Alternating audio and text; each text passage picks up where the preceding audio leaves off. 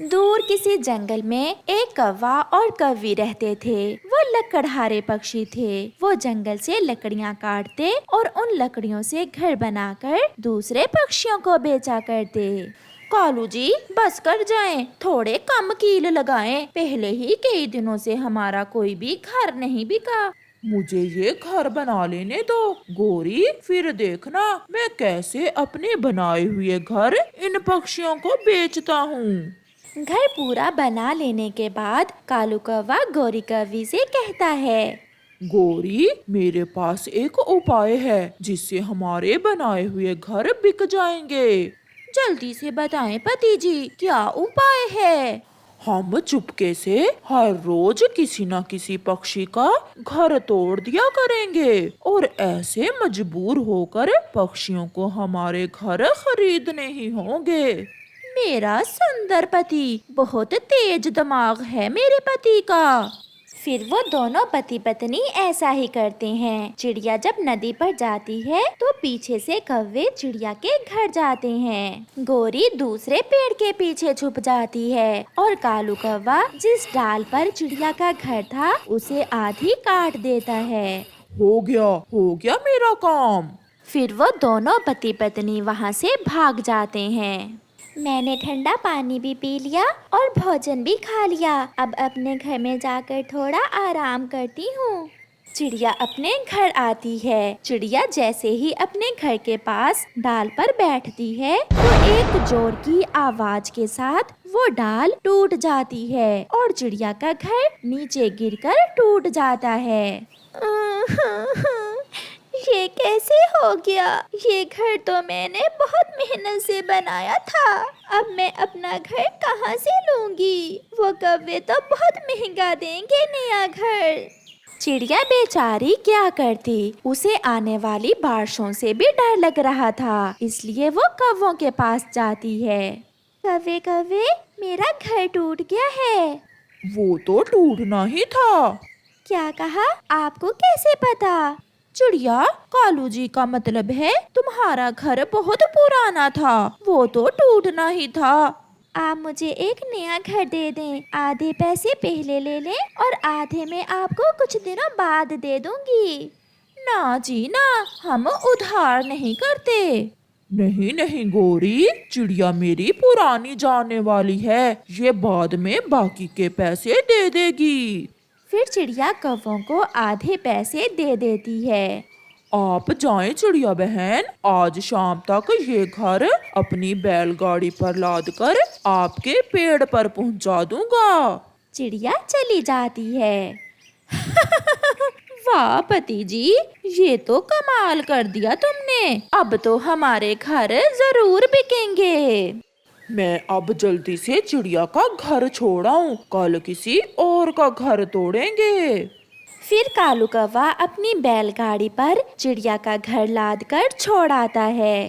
रात को चिड़िया अपने नए घर में लेटी हुई सोच रही थी। न जाने वो शाख कैसे टूट गई, बहुत मजबूत थी वो शाख। चिड़िया ऐसे सोच रही थी, मगर चिड़िया बेचारी ये नहीं जानती थी कि वो डाल तो दुष्ट कौवों ने आरी से काट दी थी। दूसरे दिन गोरी और कालू फिर से सलाह करते हैं। पति जी, आज तोतों का घर तोड़ देते हैं। उस मोटी चोंच वाले के पास बहुत पैसे हैं, वो भी जरूर हमसे ही नया घर लेने आएगा। तो फिर चलो गोरी, तोता अभी अभी अमरूदों के बाग की तरफ जा रहा था। फिर कौवा और कौवी तोते के घर की तरफ जाते हैं और कालू कौवा तोते के घर की छत पर जाकर जोरों से उछलने लगता है। बार बार छलांगे लगाने से तोते के घर की छत टूट जाती है।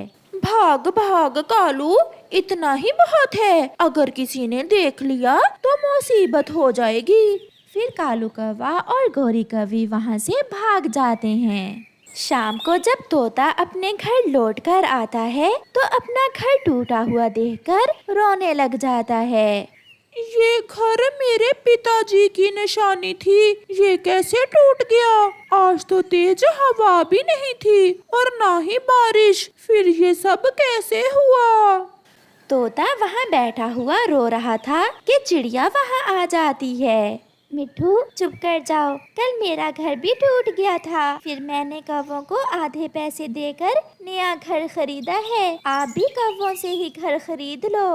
गौरी, अब हमारा कारोबार दिन रात चलेगा। हम हर रोज किसी का घर तोड़ दिया करेंगे और हर रोज हमारा एक घर बिक जाया करेगा। इतने में तोता भी वहाँ आ जाता है।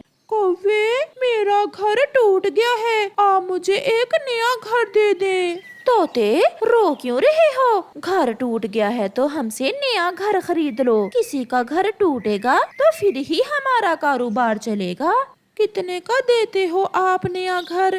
दूसरे पक्षियों से तो हम 500 लेते हैं और साथ में 100 दाने चावल के। मगर तोते, तुम्हारी चोंच बड़ी है, इसलिए हम तुमसे 300 ही ले लेंगे। फिर तोता कौवों से नया घर खरीद लेता है। आप बेचिंतित होकर जाएं, मिठू जी, शाम तक आपका घर आपके पेड़ पर पहुंच जाएगा। तोता वहाँ से चला जाता है। अगर ऐसे ही हमारा कारोबार चलता रहा तो वो दिन दूर नहीं जब हम जंगल के सबसे अमीर पक्षी बन जाएंगे। और मैं अपने लिए सोने के गहने भी लूंगी। ले लेना, ले लेना। अब कल का सोचो, कल किस पक्षी का घर तोड़ना है ताकि कल भी हमारा एक घर बिक सके। कल हम गंदी आंखों वाले कबूतर का घर तोड़ेंगे और फिर उसे महंगा घर बेचेंगे। फिर वो दोनों हंसने लग जाते हैं।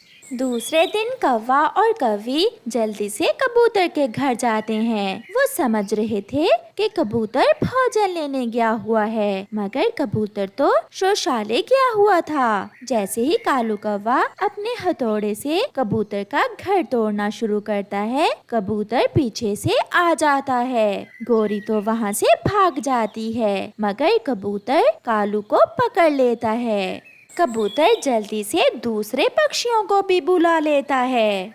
दोस्तों, मैंने इसे अपनी आंखों से देखा है, ये मेरा घर तोड़ रहा था। तो अब मुझे समझ आई कि मेरे पेड़ की डाल कैसे टूटी थी और मेरा घर कैसे टूटा। मुझे माफ कर दो, मुझे माफ कर दो। मैं लालच में आ गया था, मेरा धंधा नहीं चल रहा था, इसलिए मैंने ये सब किया। पक्षी कौवे को मार मार कर वहाँ से भगा देते हैं। हाय हाय, गौरी, तुमने ठीक नहीं किया। अपने पति को अकेले ही पिटता हुआ छोड़कर वहाँ से भाग आई। पति जी, माफ करना, मुझे उस गंदी आंखों वाले कबूतर से बहुत डर लगता है। वो बहुत जोर से मारता है। मैं अपने पति जी के गरम पट्टी लगा देती हूँ। ऐसे कौवों को बुरे काम की सजा मिलती है। मौसम गुजर रहा था और अभी तक उस बड़े आम के पेड़ पर बाउर नहीं आया था, इसलिए आम का वो बड़ा पेड़ बहुत दुखी था। वो ऐसे परेशान था कि उसके पुराने दोस्त कौवा और कौवी उसके पास आते हैं। कालू, देखो तो, इस बार बड़े आम के पेड़ पर कलियां निकली ही नहीं। मुझे तो लग रहा है इस बार ये आम का पेड़ हमें मीठे और रसीले आम नहीं देगा। दूंगा, मैं आपको अपने मीठे मीठे आम जरूर दूंगा, मगर उसके लिए आपको मेरा एक काम करना होगा। काम? कौन सा काम पेड़ जी? कोई मुश्किल काम ना बता देना, क्योंकि हम काम वाम कम ही करते हैं। मुश्किल काम नहीं है, आप केवल सागर पर जाएं और वहाँ गिरजू बादल को मेरा संदेश दें कि वो आकर बरसात कर जाए। बड़े पेड़ जी, बरसात होने से क्या होगा? मुझे पानी की कमी हो गई है, एक बरसात तो होने दो, फिर देखना कैसे मेरी शाखाएं बाउल से भर जाती हैं और मुझ पर आम ही आम होंगे। कौवे और कौवी को ये काम इतना आसान तो नहीं लगता, मगर फिर भी वो आम खाने के लालच में जाते हैं। वो उड़ते हुए जा रहे थे। अभी वो घने जंगल में ही पहुँचे थे कि गौरी की नजर वहाँ एक और आम के पेड़ पर जाती है जिस पर बड़े बड़े आम लगे हुए थे। कालू, वो देखो, देखो तो वहाँ आम के पेड़ पर कितने बड़े बड़े आम लगे हुए हैं। कालू और गौरी तुरंत उस आम के पेड़ के पास चले जाते हैं। गौरी, आम मिल गए, हमें आम मिल गए। अब हम उस बड़े आम के पेड़ के पास नहीं जाएंगे। वो पेड़ अब बूढ़ा हो गया है, वो हमें कुछ नहीं दे सकता। अब हम यहाँ ही अपना घोंसला बना लेंगे और मीठे मीठे आम खाएंगे। शाम हो जाती है और वो बड़ा आम का पेड़ अभी तक कौवे और कौवी का इंतजार कर रहा था। वो कौवे अभी तक लौट कर क्यों नहीं आए? ऐसा भी तो हो सकता है कि गरजू बादल ने कौवों की बात ही ना मानी हो। वो पेड़ ऐसा सोचता है। दूसरे दिन चिड़िया उड़ती हुई जैसे ही उस बड़े आम के पेड़ के पास आती है तो वो पेड़ चिड़िया को आवाज देता है। चिड़िया, चिड़िया, मेरी बात सुनो। चिड़िया पेड़ के पास आ जाती है। क्या बात है पेड़ जी? और ये क्या, आप पर अभी तक बौर भी नहीं लगा? बाकी सब आम के पेड़ों पर तो आम भी लगे हैं। मैं प्यासा हूँ और सूख रहा हूँ, इसलिए अभी तक मुझ पर बाउर नहीं आया। मैंने कल कौवों को अपने दोस्त गरजू बादल के पास भेजा था कि उसे मेरा संदेश दे। मेरा दोस्त जैसे ही मुझ पर बरसात करेगा, मुझ पर कलियां भी लगेंगी और आम भी। पेड़ जी, वो कौवे हैं तो आपके दोस्त, मगर वो एक नंबर के फ्रॉडिये हैं। चिड़िया, मुझ पर दया करो। मैं चाहता हूँ कि मैं भी पक्षियों को मीठे मीठे आम दूँ। आप मेरे दोस्त गरजू बादल के पास जाइए और उसे जाकर कहिए कि मैं उसे बुला रहा हूँ। पेड़ जी, मैं अभी जाती हूँ। क्या आप अपने मीठे और स्वादिष्ट आम मुझे भी देंगे? हाँ चिड़िया, अब मुझे समझ आ गई है कि वो कौवे बहुत झूठे और मक्कार हैं। आज से आप ही मेरी दोस्त हो। चिड़िया तुरंत वहाँ से उड़ती है और तेजी से सागर की तरफ बढ़ती है। रास्ते में चिड़िया को एक आम के पेड़ के पास कौवा और कौवी बैठे हुए दिख जाते हैं। चिड़िया उनके पास जाती है।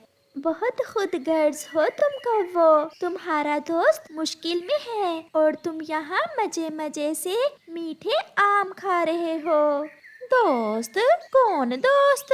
वो बड़ा आम का पेड़ जिसका संदेश लेकर तुम दोनों सागर पर गए थे। ये सुनकर वो दोनों हंसने लग जाते हैं। अच्छा, उस बड़े आम के पेड़ की बात कर रही हो तुम? चिड़िया, अब वो हमारा दोस्त नहीं रहा, अब वो बूढ़ा हो गया है। उस पर आम तो क्या, अभी तक बाउर भी नहीं आया। अब तुम उससे दोस्ती कर लो और तुम ही जाओ उसका संदेश लेकर। खुदगर्ज बुरे कौवे। ऐसा कहते हुए चिड़िया वहाँ से आगे बढ़ती है। शाम होने से पहले पहले चिड़िया सागर पर पहुँच जाती है। चिड़िया वहाँ एक छोटे बादल से पूछती है, छोटे बादल, मुझे गरजू बादल से मिलना है। मैं पहाड़ों वाले जंगल से आई हूँ। अंकल गरजू, वो सामने है अंकल गरजू। चिड़िया थोड़ा और आगे जाती है। गरजू बादल सोया हुआ था।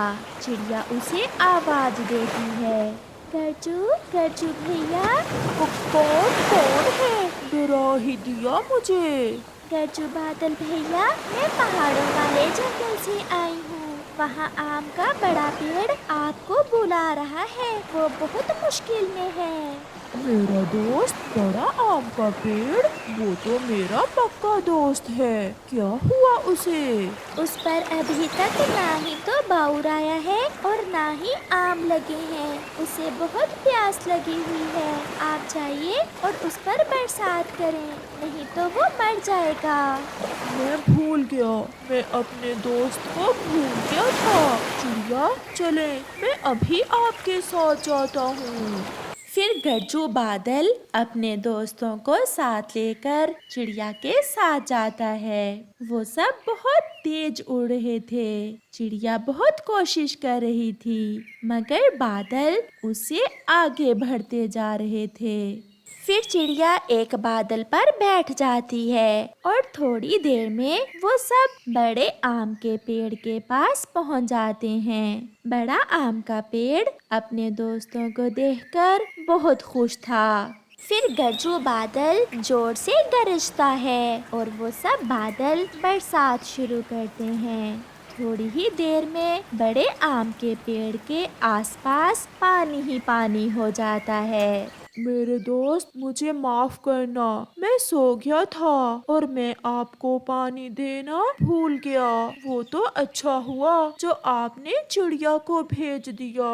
आपका बहुत शुक्रिया। अब आप जा सकते हैं। अब मैं फिर से जवान हो गया हूँ। ऐसे वो बादल चले जाते हैं। दिन गुजरते गए और फिर कुछ ही दिनों बाद बड़े आम के पेड़ पर बौर आ जाता है, जो कुछ ही दिनों में बड़े बड़े मीठे और रसीले आमों में बदल जाता है। चिड़िया मीठे आम खा रही थी, जिसे देखकर उसका दोस्त आम का पेड़ बहुत खुश था, क्योंकि आम के पेड़ को एक अच्छा और मुखलिस दोस्त मिल गया था और लालची कौवों की उसे अच्छे से पहचान हो गई थी। प्यारे दोस्तों, इस कहानी से हमें सीख मिलती है कि हमें मुसीबत के समय हमेशा दूसरों की मदद करनी चाहिए। और अगर आपको ये कहानी अच्छी लगी हो तो इसे लाइक करना मत भूलना।